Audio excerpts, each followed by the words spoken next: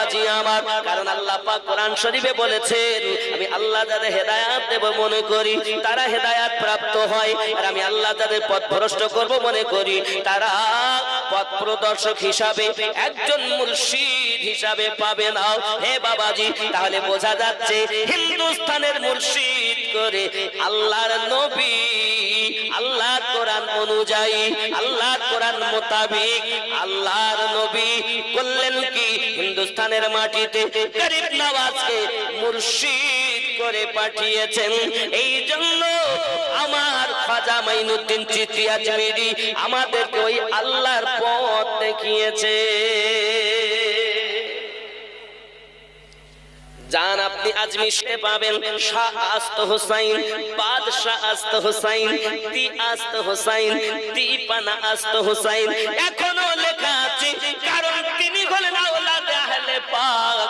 বাবাজি আমার সোনা মানিক যেই কিনা উনি রাজস্থানের মাটিতে এসেছেন, আসার পরে বাবা আমার উনি ওখানে যখন বসবাস করতেছেন ও যুবকেরা সোনা মানিকেরা সবাই কিন্তু মানে না।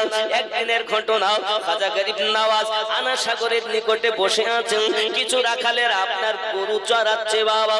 এমন সময় মাইনুদ্দিন চিশতি আজমিরি বলেন বাবা একটু দুধ আমাদেরকে দাও না, আমরা বড় ক্ষুধার্ত। আমরা সঙ্গে সঙ্গে বলছেন কি বলেন পাগল মানুষের মতো, এ এখনো দুধ দেওয়ার মতো হয়েছে, এদের এখনো অল্প বয়স।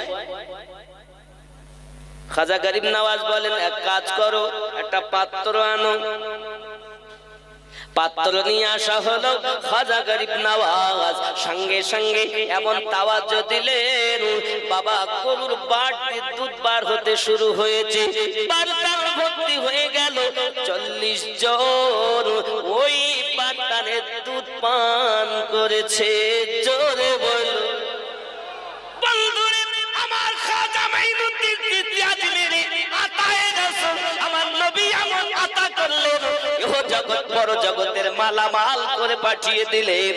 উনি যখন আসলেন আর পাটের দিকে তাকায়া চোখ দিয়ে দেখেছেন সঙ্গে সঙ্গে দুধ এসে গেছে, 40 জন পান করেছেন।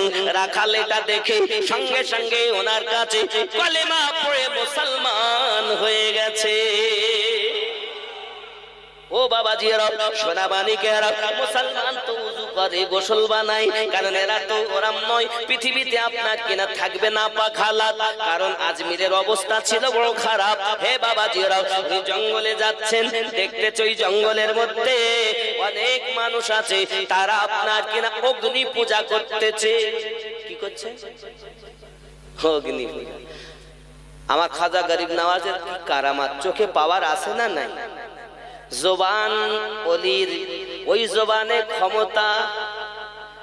এরা মোল্লারা বলছে আল্লাহ তুমি দিলেও আমরা মানব না।